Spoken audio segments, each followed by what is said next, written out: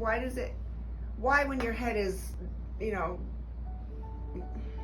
Tilted? over, yeah, it just causes pain on one, like uncomfortability on one side versus both. The righting, R-I-G-H-T, righting reflex, is when the direction of your head guides the rest of your body. If you look at like a dragon in a parade, and they have the head moving, the rest of the body like a snake flows with it. Yeah, and so neurologically, it's actually is a physiologic phenomenon where when the head is tilted off from the horizon, our brain is neurologically wired to reference everything from zero, from like neutral. Our inner ear, which gives us information on movement and balance, or if we spin, right, that dizziness feeling. Our eyes are as well. So if our head, through no fault of our own, right, this injury you've had where this vulnerable part of your neck is kind of twisted out and these muscles are, one side's tighter than the other, you now have signaling into your brain. Your brain's always detecting where things are at. So my brain knows where my finger is right now, even with my eyes closed, right?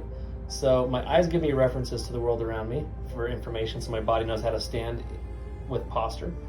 The inner ear gives me that information. I know which way to activate my muscles to get me back. But then my brain also wants to have the kinesthetic omniscience of every part of my body at the same time. So there's receptors that are feeding into the brain if there's tightness or looseness, and then the brain maps it out. Those receptors that are everywhere in the joints and the muscles are more populated here than anywhere else in the body. So there's 10 times more at the base of the neck, the suboccipital muscles. So if one side's tighter than the other, they're sending into the brain, and your brain's saying, hey, where's everybody at? And your brain's like, hey, we're twisted here, even though your head's straight, right? But it's tighter here, so your brain, when it's sending out motor signals to try to just keep you upright and balanced, does it in a contorted way. If the head's tilted, my eyes can either contort a little bit, like 10% to come back, or the brain's gonna do this just naturally and reflexively.